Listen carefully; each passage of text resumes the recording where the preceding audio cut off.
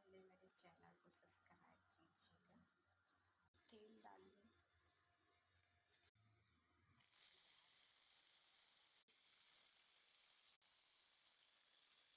brown होने